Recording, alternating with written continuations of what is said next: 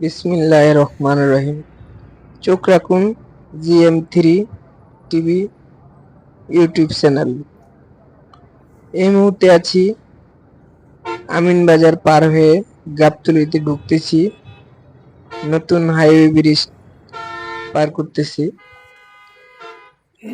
এই মুহূর্তে যারা ঢাকায় ছেড়ে যাচ্ছে সবাইকে বলছি, গাবতলীতে রাস্তাঘাট অনেক ফাঁকা আছে, কারণ হালকা যানজট কিছুক্ষণ পর পর হালকা কিছু গরুর জন্য যানজট হয়, তাই সবাই ঢাকা ছেড়ে যাচ্ছে। তবে একটাই কথা, দেন কেউ নিজের জীবনের ঝুঁকি নেবেন না।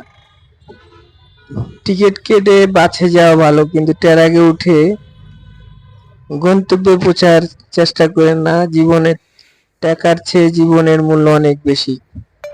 আজকে আপনার একটা কিছু হয়ে গেলে টাকা দিয়ে কোনো কিছু হবে না, কারণ আজকে আপনি কামাই করতে পারতেছেন, আপনাকে সবাই দেখাশোনা করবে, ভালো লাগবে।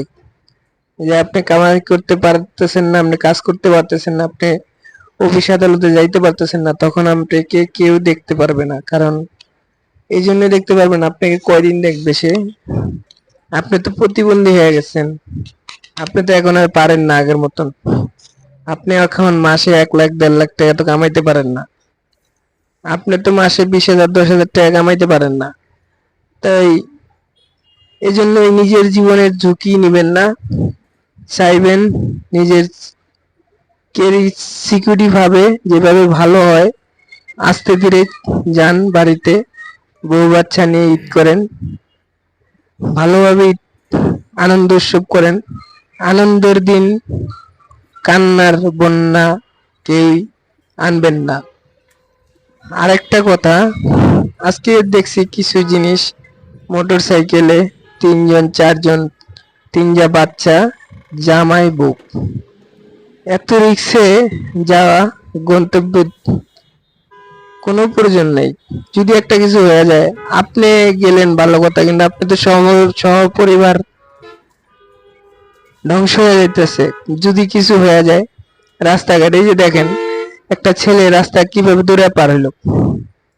যদি হঠাৎ করে একটা গাড়ি আসে, সে তো জানে না সামনে দিয়ে দৌড়াইতেছে রাস্তা দৌড়া, তখন যদি গাড়ির তলে পড়ে, তখন এটা রিস্ক কে নিবে?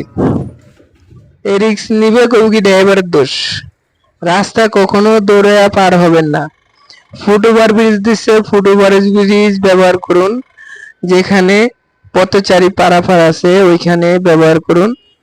শুধু শুধু ড্রাইভারকে হয়রানি করেন না।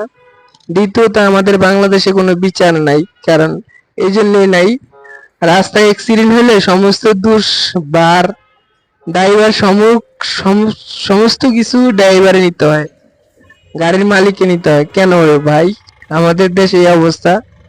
আপনি রাস্তা পার হয়েছেন, অ্যাক্সিডেন্ট হয়েছেন, এখন ড্রাইভার নিবে ড্রাইভার, কারণ ড্রাইভার তো জানে না দেন এখানে আপনি আইতেছেন, জ্যামের ভিতরে আপনি ড্রাইভার গাড়ি আসতেছে, কিন্তু এর ভিতরে আপনি হঠাৎ হুট করে দৌড় দিতেছেন।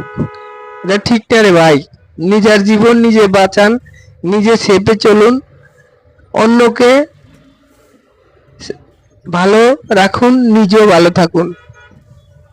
তাই যারা এই মুহূর্তে ঢাকা ছেড়ে যাচ্ছেন, সকলেকে জানাচ্ছি ঈদ মোবারক, ঈদুল আজহার অগ্রিম শুভেচ্ছা, অভিনন্দন। ভালোভাবে ছেলে মেয়েদেরকে নিয়ে ঈদ উৎসব করুন, ভালো থাকুন, সুস্থ থাকুন। নিজের জীবনের নিরাপত্তা যেভাবে ভালো হয় ওইভাবেই নিন, কিন্তু নিজের জীবনের কখনো ঝুঁকি নিয়ে কাজ করবেন না। মাঝে মাঝে দেখি এই যে ওভার